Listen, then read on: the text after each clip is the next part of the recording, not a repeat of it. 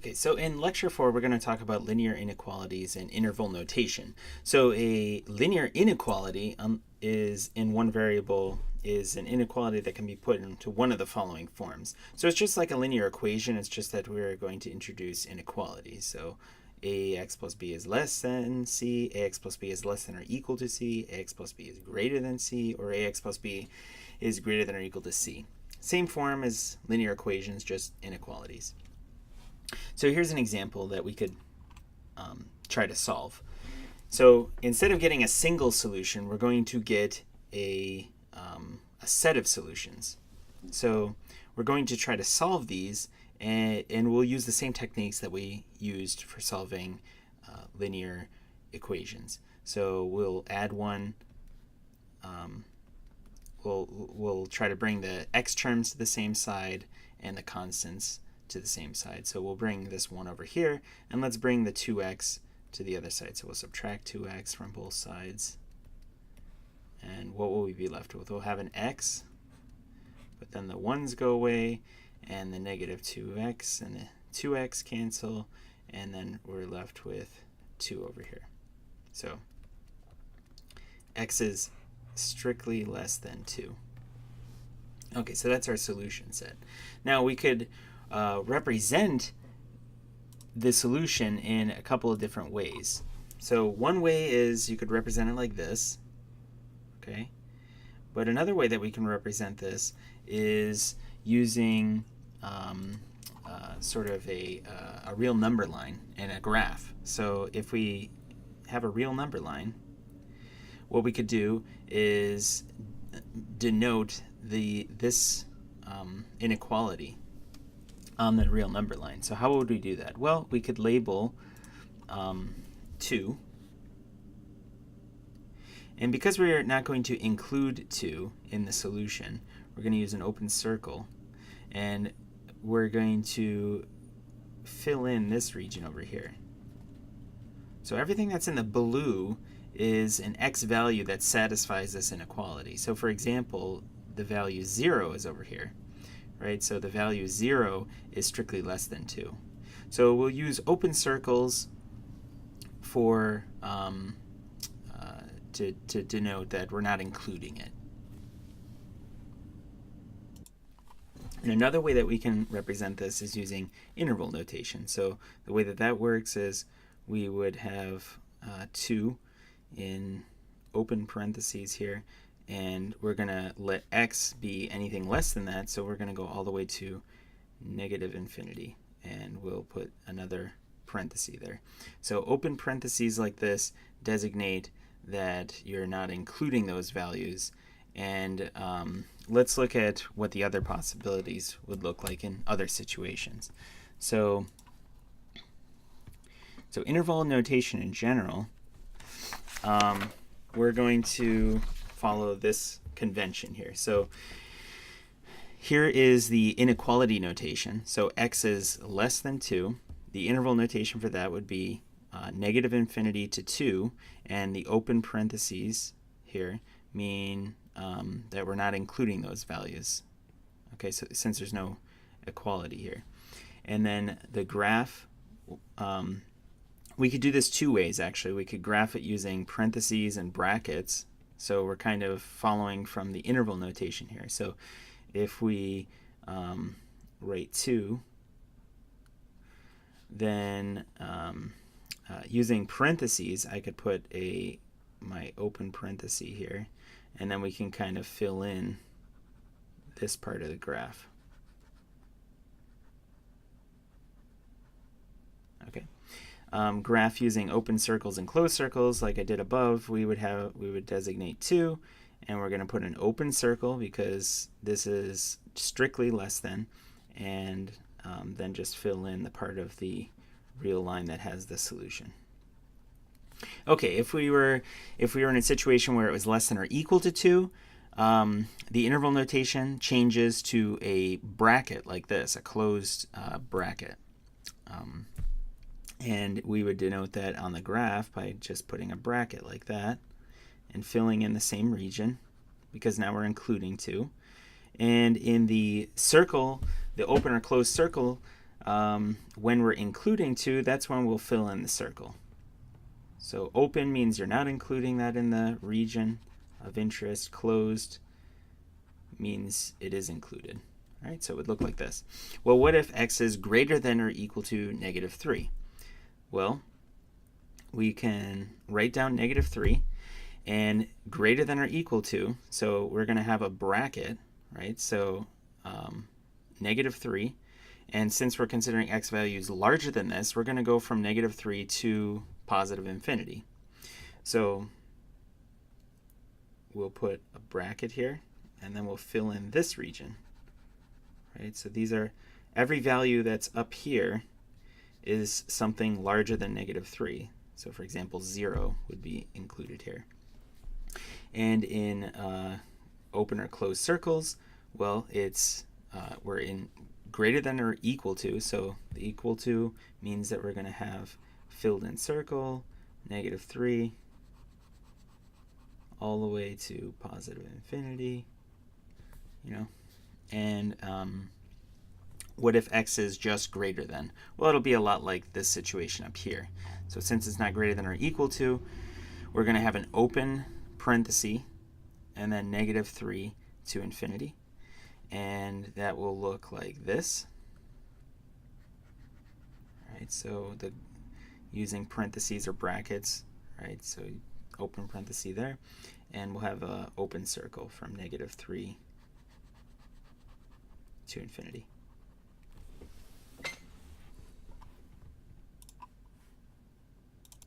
Okay, so let's continue solving our linear inequalities, and we're going to graph the solution set for this linear inequality.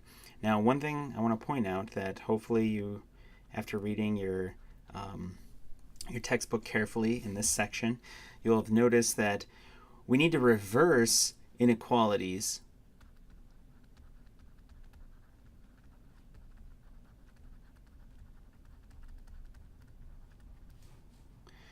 when we multiply or divide by a negative.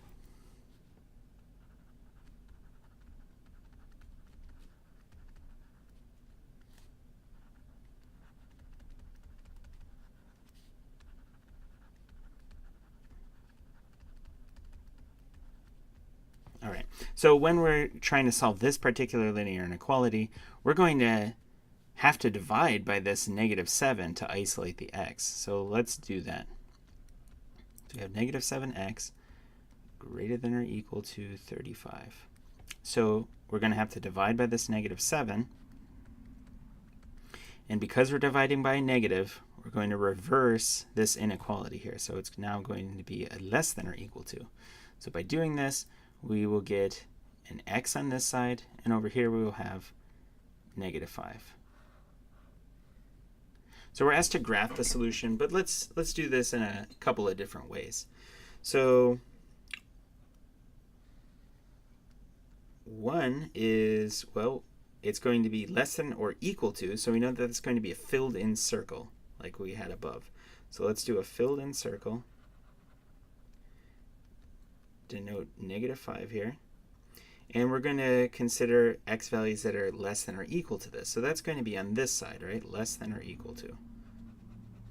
So it might be a good idea to either switch colors or just make this very clear that you're talking about this side when you're doing the graph portion, when you're solving your homework problems and whatnot.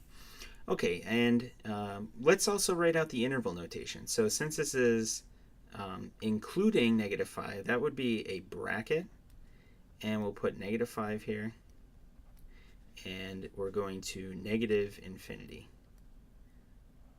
So sometimes it's actually easier to write out the interval notation after you've graphed it like this. It's a little bit easier to actually see that interval visually. So in this example, we have a fraction, and similar to kind of how we were solving these equations, what we'd probably do is multiply by least common denominator. So in this case, let's multiply both sides of the inequality by 3. So if we take our 3 here,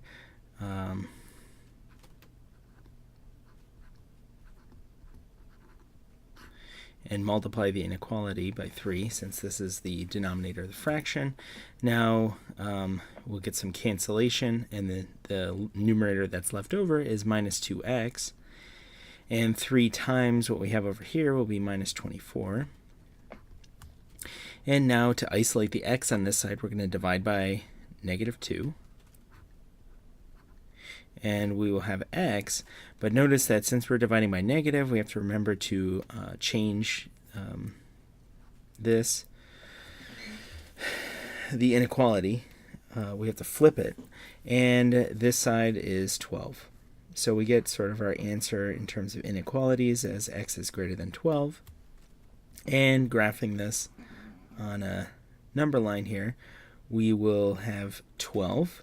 And we'll put this in an open circle since we have x is greater than, not greater than or equal to. If we had an equals there, then we'd fill that in, but it's open. And we want things that are greater than 12, so things to the right of 12. So we'll fill in this portion. One way you can convince yourself that you're filling in the right areas is you can always pick a sample point.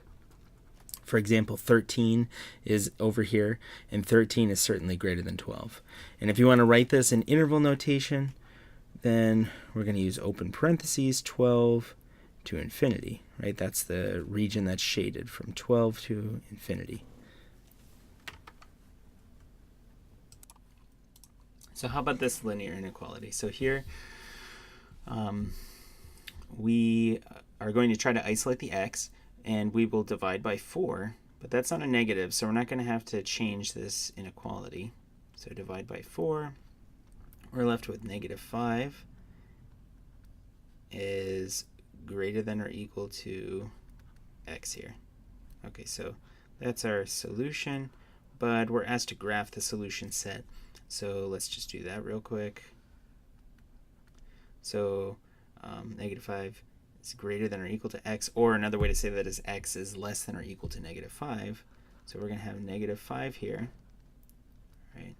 So I'm giving you this example because I want you to be very careful. Don't immediately just start drawing without actually thinking about what it says up here. So the x values are less than or equal to negative 5, and that's what you want to draw. You want to draw the x values that satisfy this. So those are going to be over here.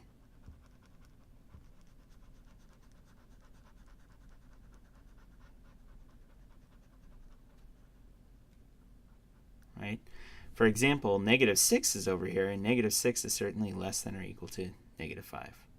Okay, and another way to write this in interval notation, well, again, once you have the graph, it's a little bit easier, but we'll have negative 5. We're going to use closed brackets here to negative infinity, and that's going to be an open bracket.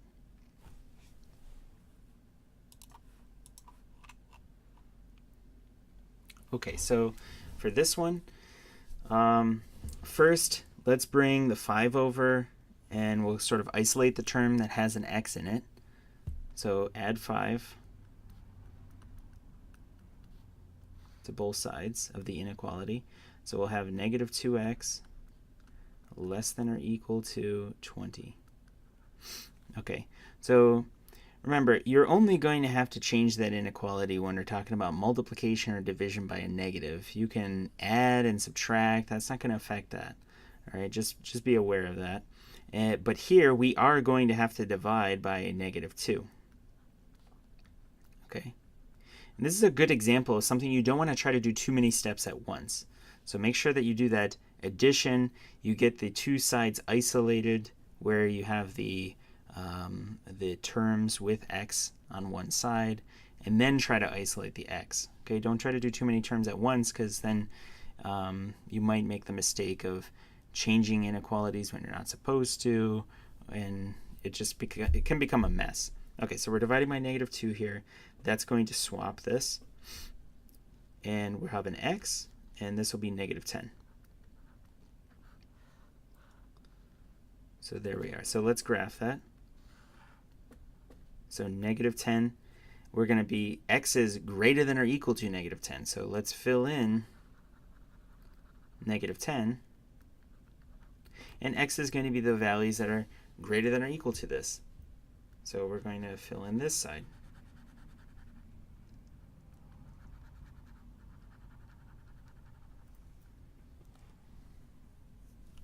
Okay, and in interval notation, what are we going to have? Well, it's greater than or equal to, so we're going to have a bracket, -10, all the way up to positive infinity, right? But not inclusive, because that's not a number, right? And so here's our solution. Of course, it only asks you to graph the solution, but it's good to get used to doing all three. Okay. Well, what about this one here? Okay, so this one is a little bit more involved, but we have a few fractions, and one trick that we used before, you don't have to do this as the first step, but it might help you, and that is to get rid of the fractions. And how did we do that? Well, we multiplied by sort of a common denominator. So if you find the least common denominator, in this case, it would be 12, right? So if I multiply both sides by 12,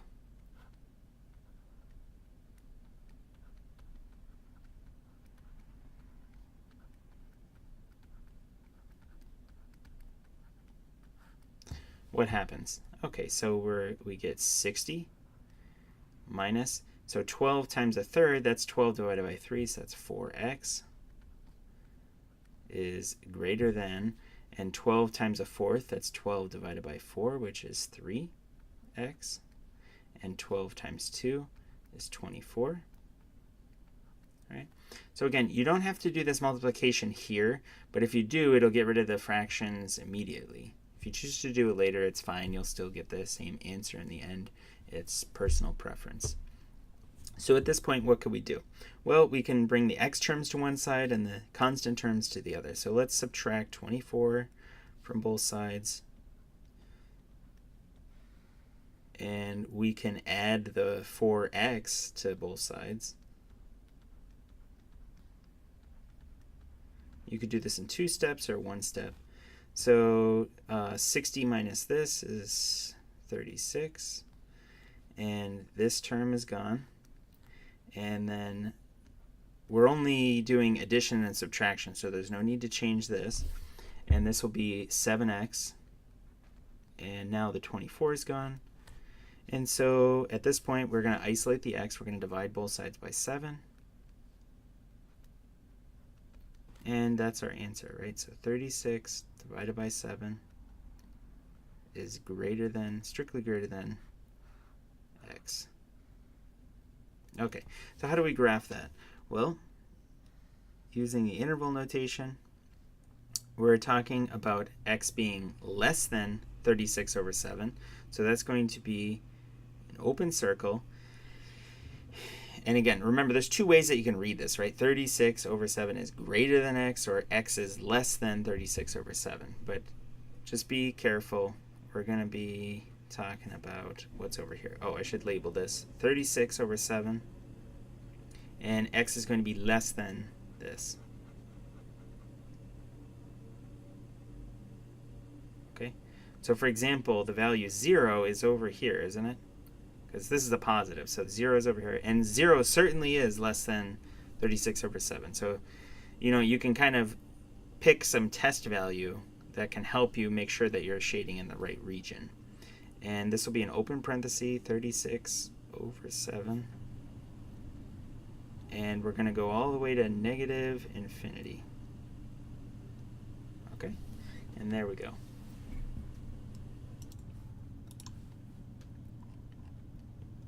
Okay, well, how about this one? So here, again, we're starting out with some fractions. So an option is we could, move these constant terms around, but maybe we could just get rid of the fractions immediately. So we can multiply by the lowest common denominator, which would be 6, right? So if I multiply by 6,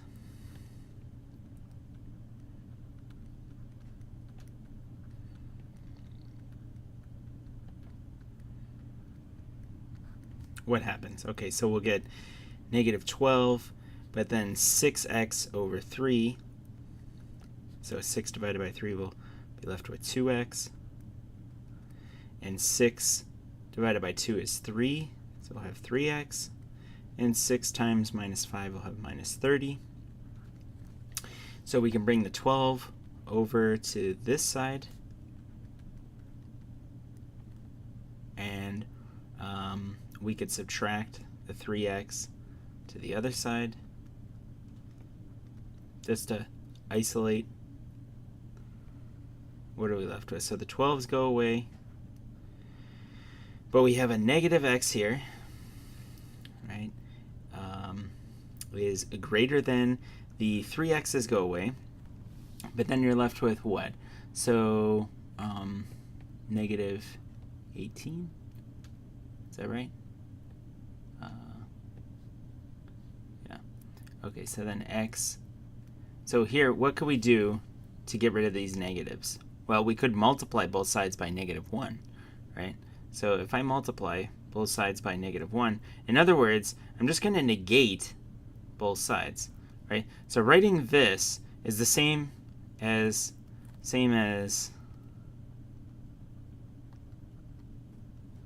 multiply by 1, right?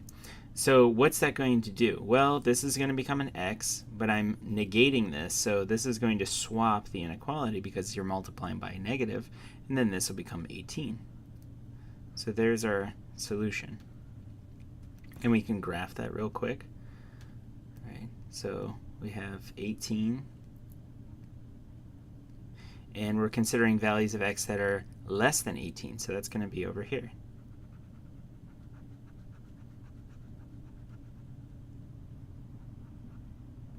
Okay. And in interval notation, if we want to do that, we'll have 18 open bracket to negative infinity.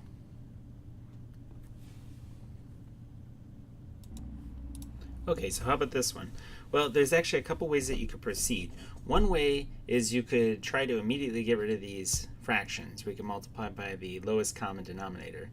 So that would be 8, right? So 8, I can multiply both sides by 8. Alternatively, you could distribute and then multiply by a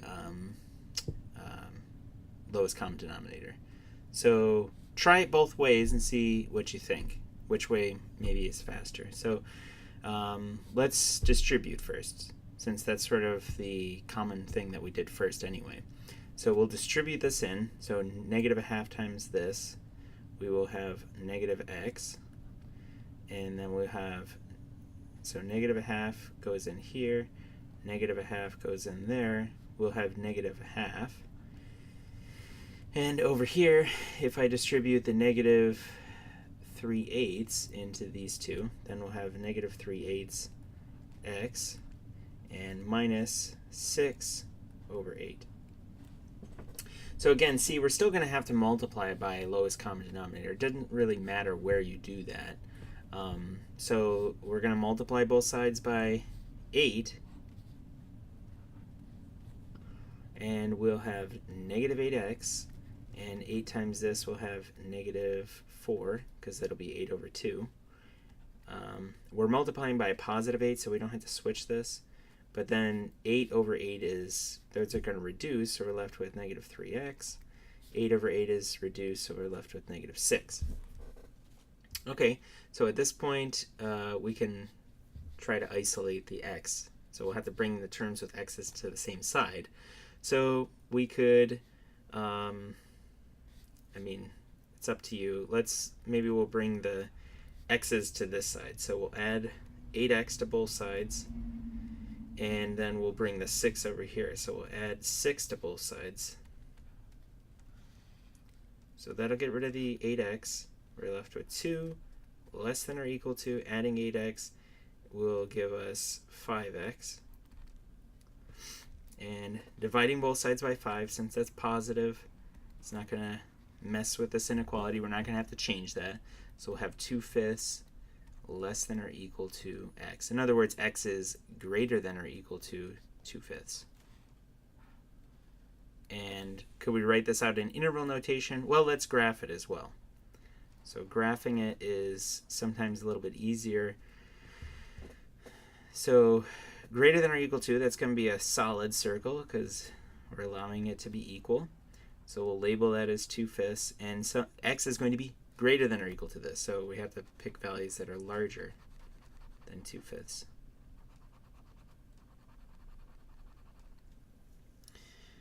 Okay, now again, if you want, you could start this problem by doing this multiplication. So that's sort of our solution 1. And solution 2, we should get the same thing if we were to initially multiply by the lowest common denominator. So instead of distributing first, we could do that. So if I multiply both sides by 8,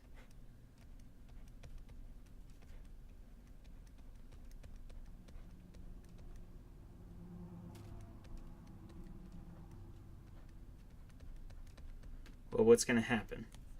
Well, I'm going to get a reduction here to -4. And the 8's reduced, and I have a -3. And then distributing this, and you have -8x minus 4. So distributing, now we have to distribute this -4. So see, either way, you're going to have to do some distributing. And we'll have a -6. And now do you see at this point, it's actually the same as what we have right there. It's just we did that in sort of a different order. Again, it doesn't matter. You'll get to the same solution in the end. It's sort of personal preference. So whatever you prefer, as long as it's correct.